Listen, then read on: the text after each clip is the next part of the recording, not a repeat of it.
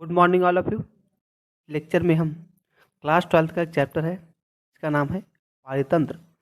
पारितंत्र को हिंदी में को सिस्टम कहा जाता है या फिर इसे पारिस्थितिकी तंत्र कहा जाता है। सबसे पहला पॉइंट है कि पारितंत्र का शब्द सबसे पहले ईजे टेंसले जी ने दिया था। विज्ञानी थे जिन्होंने पारितंत्र का शब्द दिया और इन्होंने बताया कि हम जब पर्यावरण में घूमते हैं तो हमें जीवित और अजीवित पदार्थ दोनों देखने को मिलते हैं।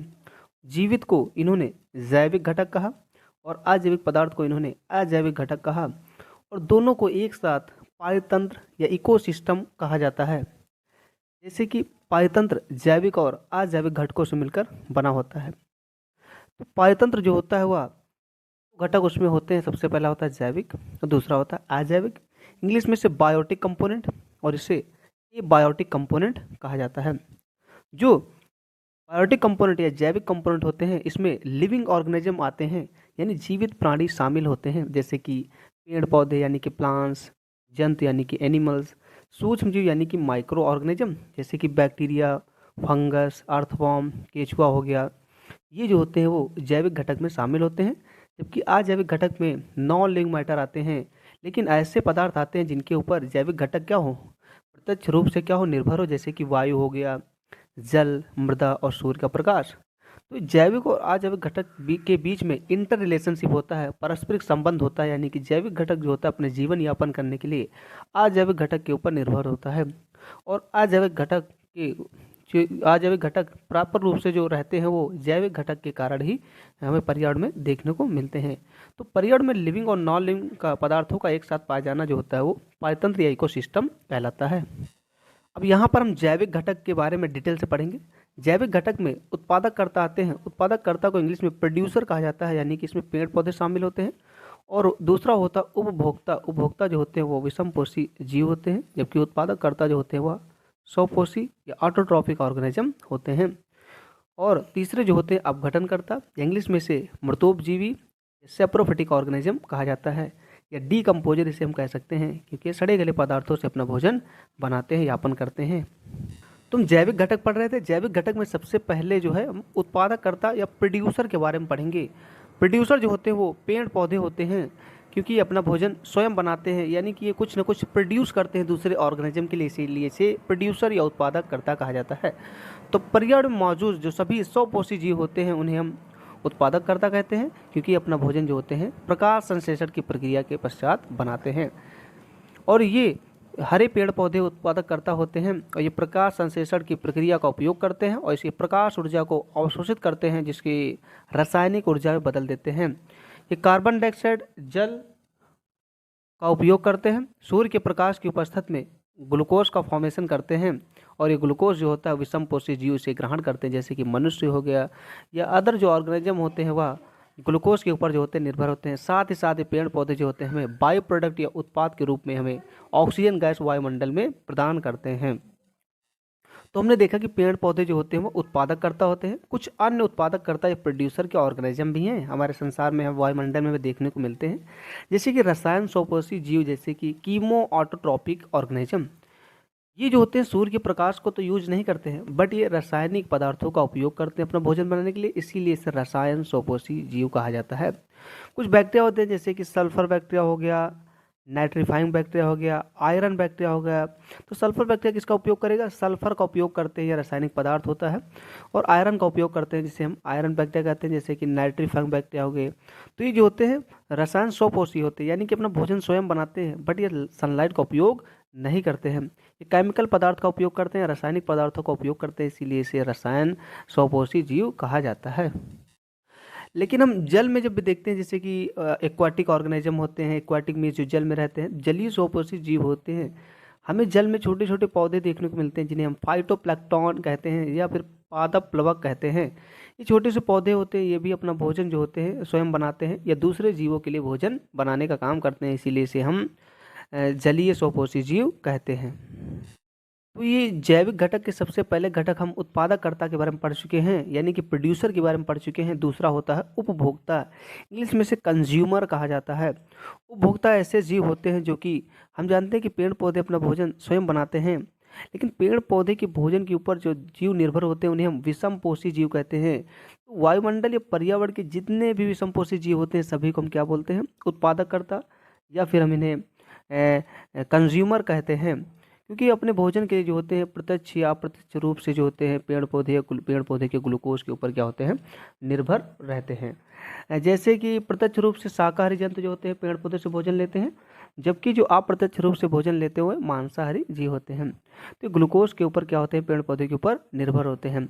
तो ऐसे जीव जो कि विषमपोषी हों, जो अपने भोजन के लिए पेड़ पौधे के ऊपर डायरेक्ट या इनडायरेक्ट रूप से क्या हो, निर्भर हो, ऐसे जीवों को प्रोड्यूसर या कंज्यूमर कहा जाता है और ये विषमपोषी होते हैं।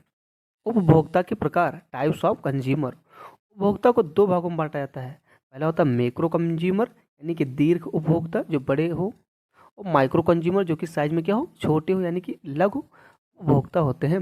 मैक्रो कंज्यूमर का मतलब होता है ये अपने भोजन का जो पाचन होता है वो कोशिकाओं के अंदर करते हैं, इसमें मनुष्य भी आ जाता है। जबकि माइक्रो कंज्यूमर जो होते हैं वो अपना भोजन का पाचन जो होते हैं शरीर के बाहर करते हैं।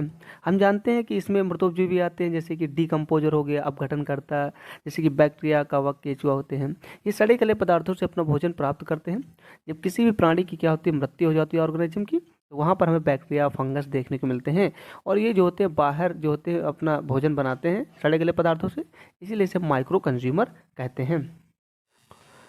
मैक्रो कंज्यूमर के तीन पार्ट होते हैं, प्राथमिक उपभोक्ता, द्वितीय उपभोक्ता और तृतीय उपभोक्ता या फिर उच्च उपभोक्ता हम कह सकते हैं, यानी कि primary consumer, secondary consumer, tertiary consumer और टॉप कंज्यूमर में इन्हें डिवाइड किया जाता है। कंज्यूमर की टाइप पढ़ने के लिए हमें फूड चेन को देखना होगा, खाद्य श्रृंखला को देखना होगा। हम जानते हैं कि पेड़ पौधे जो होते हैं अपना भोजन स्वयं बनाते हैं, तो इसीलिए पेड़ पौधों को हम ऑटोट्रॉफिक ऑर्गेनिज्म कहते हैं। ऑटोट्रॉफिक का मतलब होता है ये अपना भोजन स्वयं बनाते हैं, इसीलिए ऑटोट्रॉफिक या स्वपोषी जीव इन्हें कहा जाता है। और इनके ऊपर जो जीव निर्भर होते हैं उन्हें हम उपभोक्ता या कंज्यूमर कहते हैं, क्योंकि अपने भोजन के लिए पेड़ पौधे के ऊपर निर्भर रहते हैं। अगर पेड़ पौधे से के ऊपर डायरेक्ट अगर कोई भोजन के लिए निर्भर हो, उसे हम प्राथमिक उपभोक्ता कहते हैं। तो प्राथमिक उपभोक्ता के उदाहरण जैसे कि शाकाहारी जंतु इसमें शामिल होते हैं। शाकाहारी जंतु जैसे कि गाय हो गया, खरगोश हो गया, बकरी हो गया। ये शाकाहारी जंतु जो होते हैं सभी क्या होते हैं, पेड़ पौधे के ऊपर निर्भर होते हैं, इसीलिए इसे प्राथमिक उपभोक्ता कहा जाता है। और दूसरा होता है द्वितीय उपभोक्ता यानी कि सेकेंडरी कंज्यूमर होता है। सेकेंडरी कंज्यूमर क्या है, जो प्राथमिक उपभोक्ता से भोजन ले उसे क्या बोलते हैं, सेकेंडरी कंज्यूमर कहा जाता है। और ये जीव जो होते हैं वो मांसाहारी होते हैं, जैसे कि मेढक हो गया, टिड्डा को खाया जाता है शाकाहारी जंतु को, सांप हो गया, और अन्य जीव जो होते हैं द्वितीय उपभोक्ता या सेकेंडरी कंज्यूमर में आते हैं। इसके बाद आता है तृतीय उपभोक्ता। तृतीय उपभोक्ता या फिर उच्च उपभोक्ता या उच्च मांसाहारी जीव इसमें आते हैं। ऐसे जीव जो द्वितीय उपभोक्ता से अपना भोजन बनाए उससे हम तृतीय उपभोक्ता ऑर्गेनिज्म कहते हैं। जैसे कि हमारे यहाँ पर आ जाते हैं, शेर आ जाता है, और यहाँ पर तेंदुआ आ जाएगा, चीता आ जाएगा। इसमें मनुष्य भी क्या होता है, शामिल हो जाता है, यानी कि उच्च मांसाहारी आ जाता है इसमें। तो इस प्रकार जो होते हैं तीन उपभोक्ता होते हैं, प्राथमिक उपभोक्ता, द्वितीय उपभोक्ता, उच्च उपभोक्ता या टर्सरी कंज्यूमर, तृतीय उपभोक्ता में इसे डिवाइड किया जाता है। जैसे कि यहाँ पर लिखा है कि प्राथमिक उपभोक्ता जो होते हैं इसमें शाकाहारी जंतु आते हैं। ये अपना भोजन जो होते हैं प्रत्यक्ष रूप से पेड़ पौधे के ऊपर निर्भर होते हैं। इसमें शाकाहारी जंतु जैसे कि गाय हो गया, बकरी, खरगोश एक्सेट्रा जो होते हैं इसमें शामिल होते हैं। द्वितीय उपभोक्ता यानी कि सेकेंडरी कंज्यूमर, ये अपने भोजन के लिए जो होते हैं प्राथमिक उपभोक्ता या शाकाहारी जीवों से अपना भोजन प्राप्त करते हैं। सांप हो गया, मेढक हो गया, लोमड़ी एक्सेट्रा जो होते हैं इसमें आते हैं। उच्च उपभोक्ता यानी कि टॉप कंज्यूमर होते हैं, तो ये जीवित जीवों को मारकर अपना भोजन बनाते हैं, जैसे कि शेर हो गया, तेंदुआ हो गया, चीता हो गया। तो इन्हें उच्च उपभोक्ता टॉप कंज्यूमर में इन्हें रखा जाता है। लास्ट में बचा है अपघटनकर्ता, या इन्हें मृतोपजीवी कहा जाता है। इंग्लिश में से डीकम्पोजर कहा जाता है। डीकम्पोजर को समझने के लिए हमें स्ट्रक्चर देखना होगा। तो हमने अभी देखा फूड चेन में कि पेड़ पौधे को जो भोजन प्राप्त करता है उसे प्राथमिक उपभोक्ता, और जिससे प्राप्त करे उसे सेकेंडरी कंज्यूमर, इससे जो प्राप्त करे टर्सरी कंज्यूमर कहा जाता है। जब इन जीवों की क्या होती है, डेथ हो जाती है, जब इनकी सबकी क्या होती है, मृत्यु हो जाती है, तो सड़े गले पदार्थों को तोड़ने के लिए कुछ जीव आते हैं जिन्हें हम डीकम्पोजर या अपघटनकर्ता कहते हैं हिंदी में। अपघटनकर्ता जो होते हैं वो सड़े गले पदार्थों से अपना भोजन बनाते हैं, इसीलिए इनसे मृतोपजीवी जीव कहा जाता है। तो सड़े गले पदार्थों को हम कार्बनिक पदार्थ बोलते हैं। ये कार्बनिक पदार्थों को क्या करते हैं, तोड़ देते हैं और इन्हें सरल कार्बनिक पदार्थ या फिर छोटे छोटे पोषक तत्व या मिनरल्स में क्या करते हैं, बदल देते हैं मिट्टी में। ये पोषक तत्व होते हैं वो पेड़ की जड़ों पर जाकर दोबारा अवशोषित किए जाते हैं। इस प्रकार जो होती है मिनरल साइकिल जो चलती है, खनिज जो चक्र चलता है, पोषक तत्व का चक्र चलता है, वह डीकम्पोजर के कारण ही चलता है, अपघटनकर्ता के कारण ही चलता है। तो अपघटनकर्ता जो होते हैं सड़े गले पदार्थों से अपना भोजन बनाते हैं, जो कि यहाँ पर लिखा है। जैसे कि लिखा है कि ये अपना भोजन जो होते हैं भोजन के लिए स्वपोषी और मांसाहारी जीवों के मृत पदार्थों के लिए उसे बनाते हैं। इसमें बैक्टीरिया और कवक जो होते हैं शामिल होते हैं और ये कार्बनिक पदार्थों को अकार्बनिक पदार्थ या मिनरल्स में क्या करते हैं, बदल देते हैं। ये पोषक तत्व के चक्र में क्या करते हैं, महत्वपूर्ण भूमिका निभाते हैं, जो कि यहाँ पर साइकिल जो कि यहाँ पर दिखाई गई है। इस साइकिल में जो होते हैं पेड़ पौधे जो होते हैं प्रोड्यूसर होते हैं या फिर ये उत्पादक करता होते हैं, क्योंकि अपना भोजन स्वयं बनाते हैं प्रकाश संश्लेषण की प्रक्रिया द्वारा। इसे खाद्य श्रृंखला फूड चेन कहा जाता है और इनको जो खाते हैं उन्हें प्राइमरी कंज्यूमर या प्राथमिक उपभोक्ता कहा जाता है। और इसे जो खाता है उसे द्वितीय उपभोक्ता या फिर सेकेंडरी कंज्यूमर कहा जाता है। इसको जो खाएगा उसे टॉप कंज्यूमर कहा जाता है। जब ऑर्गेनिज्म की डेथ हो जाती है तो इनको डिकम्पोज करने के लिए, तोड़ने के लिए अपघटन करता आते हैं और इन्हें रिड्यूसर भी कहा जाएगा। ये बैक्टीरिया और फंजाई इसमें होते हैं। ये जो होते हैं कार्बनिक पदार्थों को, सड़े गले पदार्थों को मिनरल्स में क्या करते हैं, बदल देते हैं। इन मिनरल्स को पेड़ पौधों की जड़ों द्वारा एब्जॉर्ब किया जाता है, जिससे पूरी बॉडी में, प्लांट के अंदर चली जाती है मिनरल्स। इस प्रकार मिनरल्स की साइकिल चलती है, इन्हीं अपघटनकर्ता के कारण ही चलती है। को फूड चेन या खाद्य श्रृंखला कहा जाता है, इसे आहार श्रृंखला भी कहा जाता है। वेरी वेरी इंपॉर्टेंट टॉपिक हम पढ़ेंगे, जो कि है पारितंत्र के पिरामिड, ये पिरामिड ऑफ इकोसिस्टम। हमने खाद्य श्रृंखला में या फूड चेन में देखा था कि वहाँ पर उत्पादककर्ता, प्रोड्यूसर, उपभोक्ता यानी कंज्यूमर और अपघटनकर्ता यानी डिकम्पोजर के बीच में क्या होता है, रिलेशनशिप होता है, यानी एक दूसरे के ऊपर क्या होते हैं, निर्भर होते हैं।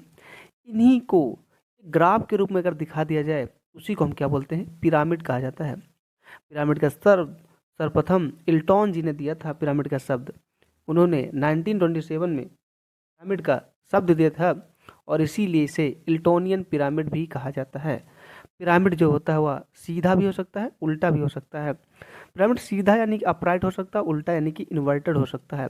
इसको हम स्ट्रक्चर के माध्यम से समझने की कोशिश करेंगे। सीधा पिरामिड का मतलब होता है, पिरामिड अगर ऐसा बना उसको बोलते हैं सीधा। अच्छा, सीधा पिरामिड का मतलब होता है कि जो इसका बेस हो, बेस में जो नीचे का स्तर हो क्या होना चाहिए, चौड़ा होना चाहिए। इसका मतलब होता है यहाँ पर जीवों की संख्या क्या होगी, ज़्यादा होगी, जीवों का भार क्या होगा, ज़्यादा होगा, जीवों की एनर्जी ज़्यादा होगी, इसीलिए इसका आधार क्या होता है, चौड़ा होता है। और ऊपर क्या होता है, कम चौड़ा होता है, यानी यहाँ पर जीवों की संख्या कम होगी, या तो उनका क्या होगा, भार कम होगा, या उनकी ऊर्जा क्या होगी, कम होगी। तो अगर नीचे का चौड़ा आधार हो तो इसको हम बोलते हैं सीधा पिरामिड। यही अगर उल्टा बन जाए, यानी कि नीचे क्या हो, चौड़ाई कम हो, यहाँ पर जीवों की संख्या कम हो, जीवों का भार कम हो या उसकी ऊर्जा कम हो, तो इसको हम बोलते हैं उल्टा पिरामिड बनेगा। तो पिरामिड जो होते हैं इन्हीं के आधार पर, ये संख्या के आधार पर, भार के आधार पर, ऊर्जा के आधार पर पिरामिड को हम 3 भागों में डिवाइड करते हैं, जो कि सीधा भी बन सकता है और उल्टा भी बन सकता है, यानी अपराइट और इन्वर्टेड बन सकता है। पिरामिड के प्रकार यानी टाइप्स ऑफ पिरामिड। पिरामिड को 3 भागों में डिवाइड किया जाता है। सबसे पहला संख्या का पिरामिड यानी पिरामिड ऑफ नंबर। दूसरा होता है जैव भार का पिरामिड यानी पिरामिड ऑफ बायोमास। तीसरा होता है ऊर्जा का पिरामिड यानी कि पिरामिड ऑफ एनर्जी। तो सबसे पहले हम यहाँ पर देखेंगे संख्या का पिरामिड। जो संख्या का पिरामिड होता है वो उल्टा भी हो सकता है और सीधा भी बन सकता है, और इसमें हम जीवों की संख्या को हम केवल देखेंगे, जीवों की संख्या पर यह पिरामिड आधारित होता है। तो इसमें सबसे पहला उदाहरण है घास स्थल का पिरामिड यानी कि पिरामिड ऑफ ग्रासलैंड इकोसिस्टम। लेकिन यहाँ पर हम पिरामिड की नंबर या संख्या देखेंगे, इसको हम स्ट्रक्चर के माध्यम से समझने की कोशिश करते हैं। अगर हम घास स्थल का पिरामिड देखें यानी कि पिरामिड ऑफ ग्रासलैंड इकोसिस्टम, घास स्थल का जो पिरामिड होता है, संख्या का अगर हम देखें तो यहाँ पर हम जीवों की संख्या देखेंगे। मान लीजिए एग्जाम्पल हम लेते हैं, मान लीजिए घास है, तो घास के ऊपर जो जीव निर्भर होते हैं वो शाकाहारी होते हैं, जैसे कि टिड्डा हो गया। टिड्डा को खा जाएगा कौन, मेढक, और मेढक को खा जाएगा सांप, और सांप को चील जो होती है वो इसको खा सकती है। अगर इसका हम पिरामिड बनाएं तो कुछ इस प्रकार बनेगा। यहाँ पर अगर हम संख्या देखें तो घास की संख्या क्या होगी, ज़्यादा होगी, इसीलिए हम घास को क्या करेंगे, नीचे लिखेंगे, जबकि जो ऊपर स्तर है ऊपरी स्तर में जो है 5वें नंबर पर वो चील है, तो उसकी संख्या जो होती है कम होती है, इसीलिए उसको हम ऊपर लिखेंगे। तो घास की संख्या ज़्यादा होती है, इसलिए इसको नीचे लिखेंगे। तो यहाँ पर लिखेंगे संख्या क्या है इसकी, अधिक होती है। और इसके ऊपर क्या आ जाएगा, टिड्डा आ जाएगा, फिर इसके ऊपर मेढक, फिर इसके ऊपर आ जाएगा सांप। तो इस प्रकार जैसे जैसे ऊपर हम जाते हैं वैसे वैसे जीवों की संख्या में क्या होती है, कमी देखने को मिलती है। जीवों की संख्या में कमी देखने के कारण तो यहाँ पर नीचे ज़्यादा जीव पाए जाते हैं, इसीलिए पिरामिड कैसा होगा, सीधा होगा, क्योंकि इसका आधार क्या है, चौड़ा है। इसीलिए जो है ये पिरामिड सीधा बनता है। घास स्थल का पिरामिड जो होता है संख्या का ऑलवेज कैसा होता है, अपराइट या फिर सीधा बनता है। दूसरा जो यहाँ पर बना है तालाब का पिरामिड। तालाब में जो है जू प्लैंकटन पाए जाते हैं, छोटे छोटे जंतुओं को हम क्या बोलते हैं, जीव एक्वाटिक जो ऑर्गेनिज्म होते हैं जलीय जीव, उन्हें जू प्लैंकटन बोलते हैं। जू प्लैंकटन के ऊपर छोटे छोटे पौधे पाए जाते हैं जिन्हें हम फाइटोप्लैंकटन बोलते हैं। और फाइटोप्लैंकटन के ऊपर छोटी छोटी मछली पाई जाती हैं, इसके ऊपर बड़ी मछलियाँ पाई जाती हैं। तो इस प्रकार हम यहाँ अगर देखें जलीय जीवों को अगर देखें पिरामिड, तो जल में सबसे ज़्यादा जू प्लैंकटन पाए जाते हैं और सबसे कम जो होती है बड़ी मछली की संख्या पाई जाती है। तो यहाँ पर संख्या का पिरामिड देख रहे हैं, तो संख्या जिसकी ज़्यादा होती है उसको हम नीचे लिखेंगे, उसका आधार क्या होगा, चौड़ा होगा, यानी जू प्लैंकटन नीचे होंगे और सबसे ऊपर बड़ी मछलियाँ होंगी। तो इस प्रकार जो है संख्या जू प्लैंकटन की ज़्यादा होती है, इसीलिए इसका पिरामिड जो होता है सीधा बनता है। तो ये जो है तालाब का पिरामिड होता है। तालाब में जो जीवों का पिरामिड है, तालाब में संख्या का पिरामिड है, तालाब में संख्या का पिरामिड जो है वो सीधा बनता है। सीधा का मतलब होता है कि यहाँ पर जू प्लैंकटन की संख्या बड़ी मछली से ज़्यादा होती है। तो हमने यहाँ पर पिरामिड का सीधा देखा। कुछ एग्जाम्पल ऐसे भी हैं जो पिरामिड की संख्या में उल्टा भी उनका पिरामिड बनता है। सबसे जो इसका बेस्ट एग्जाम्पल है परजीवी खाद्य श्रृंखला, यानी कि parasitic food chain. Parasitic food chain का पिरामिड जो होता है संख्या का, वो ऑलवेज क्या बनता है, उल्टा या इन्वर्टेड बनता है। इसको हम स्ट्रक्चर के माध्यम से समझते हैं। पैरासिटिक जो फूड चेन होती है या परजीवी खाद्य श्रृंखला का जो पिरामिड होता है नंबर का, वो हमेशा कैसा बनता है, उल्टा बनता है। कैसे उल्टा बनेगा, मान लीजिए पेड़ है और पेड़ के ऊपर जो होते हैं पक्षी जो होते हैं पाए जाते हैं, अपने शरण लेते हैं, और वहीं पेड़ के नीचे कुछ छोटे छोटे जो होते हैं कीट मकोड़े भी पाए जाते हैं। इसके अलावा कुछ बैक्टीरिया भी जो होते हैं पाए जाते हैं, और ये बैक्टीरिया जो होते हैं वो परजीवी के रूप में काम करते हैं, अपना भोजन बनाने के लिए वहाँ पर रहते हैं। तो यहाँ पर अगर हम देखा जाए तो बैक्टीरिया की संख्या क्या होती है, पेड़ पौधे की स्थान पर अधिक पाई जाती है। तो इसकी संख्या अधिक पाई जाती है, तो ये पहला लिखा जाएगा, क्योंकि पेड़ पौधों की संख्या क्या होती है, कम पाई जाती है। इस प्रकार जो होता है सबसे पहले हम यहाँ पर बैक्टीरिया लिखते हैं। इस प्रकार जो होता है उल्टा ये बन जाएगा पिरामिड, क्योंकि ये पहला नंबर पर जो जीव है उसकी संख्या क्या है, कम है, तो उसको हम कहाँ लिखेंगे, नीचे लिखते हैं। तो पेड़ पहले आ जाएगा, फिर जो होता है पक्षी आ जाएगा इसमें, और फिर जो होते हैं कीट मकोड़े इसमें आ जाएंगे जो कि परजीवी होते हैं। और इसके ऊपर जो होते हैं बैक्टीरिया यानी हाइपर परजीवी जीव होते हैं। हाइपर परजीवी यानी कि जो परजीवी के ऊपर अपना भोजन यापन करें या जीवन यापन करें। तो इसके ऊपर जो होते हैं बैक्टीरिया या अन्य सूक्ष्म जीव जो होते हैं इसमें शामिल आते हैं। इस प्रकार की संख्या हम देख रहे हैं, इसकी संख्या क्या होती है, अधिक होती है, जबकि इसकी संख्या जो होती है कम होती है। इस प्रकार इसकी संख्या जो होती है, जो चौड़ाई जो होती है इसकी ऊपर आ जाती है, इसलिए इसका पिरामिड जो होता है वो उल्टा बनता है। तो परजीवी खाद्य श्रृंखला या पैरासिटिक फूड चेन का पिरामिड जो संख्या का होता है ऑलवेज इन्वर्टेड या उल्टा बनता है।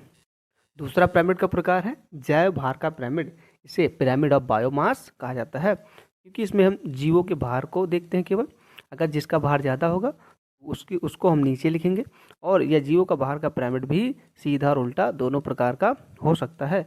अगर एग्जाम्पल यहाँ देखें, सबसे बेस्ट एग्जाम्पल है, अगर घास स्थल का पिरामिड हम देखें, तो घास स्थल का अगर पिरामिड देखें, पेड़ मान लीजिए, पेड़ के ऊपर जो होता है हिरन होगा, और इसके ऊपर निर्भर होगा मान लीजिए लुमड़ी है, इसके ऊपर जो होगा शेर होगा। तो यहाँ पर अगर भार हम देखें, मान लीजिए एक जंगल है, वहाँ पर पेड़ों का भार जो होगा अधिक पाया जाएगा एज़ कम्पेयर टू शेर। शेर की तुलना में भार अधिक पाया जाएगा।